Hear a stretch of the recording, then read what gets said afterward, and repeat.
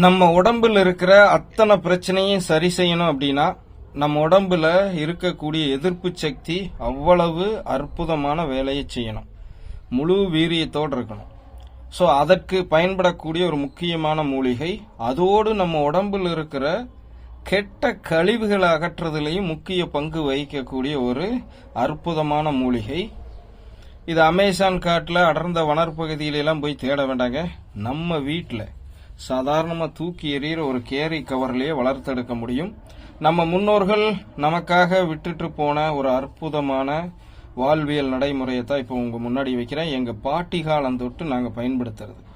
ஏன் இவ்வளவு தூரம் பேரை சொல்லாமல் சொல்கிறேன்னா, அதோட முக்கியத்துவத்தை முதல்ல உணர்ந்துட்டு அதுக்கப்புறம் பேரையும் அதோடைய பயன்பாட்டையும் தெரிஞ்சால் தான் நீங்கள் பலன் பெற முடியும்.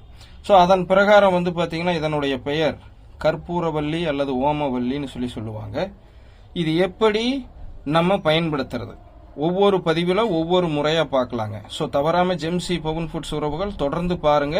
நம்மை போல நடுத்தர வர்க்க மக்களோட பகிர்ந்துக்குங்க. ஏன்னா இன்னைக்கு நம்ம கார்பரேட் அடிமை இலுமினாட்டி அடிமை வாழ்க்கையில் நம்மளுடைய ஆரோக்கியத்தை தொலைச்சிட்டு இருக்கிறோம். ஸோ அதிலிருந்து நம்ம மீண்டு வரணுங்கிறதுக்காக. ஸோ முதல்ல சிம்பிள் வழிங்க. சாதாரண தண்ணி, சுத்தமான தண்ணி.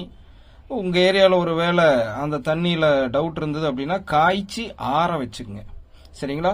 இரவு இந்த மாதிரி ஒரு ஆளுக்கு பார்த்துங்க, இந்த ஒரு இலை போதுமானது. இந்த ஒரு இலையை கிள்ளி, அதாவது இதை பிச்சு 4-3 கிள்ளி அந்த தண்ணியில் போட்டு ஊற விட்டுருங்க. வெடிய வெடிய ஊறட்டும். நைட் ஒரு 8 மணிக்கு செய்கிறீங்கன்னா அடுத்த நாள் காலையில் ஒரு 8 மணிக்கு அந்த ஊறிட்டு இருக்கிற இந்த இலை இருக்கு இல்லைங்களா, இதை மட்டும் தூக்கி போட்டு அந்த தண்ணியை மட்டும் வெறும் வயிற்றுல, பல்லெல்லாம் விளக்கிக்கலாங்க, வெறும் வயிற்றுல நீங்கள் ரசித்து ருசித்து உள்ளே இறக்குங்க. ஃபஸ்ட்டு இதுதான் போகணும். அப்படி தொடர்ந்து 48 நாள் பயன்படுத்தி பாருங்க.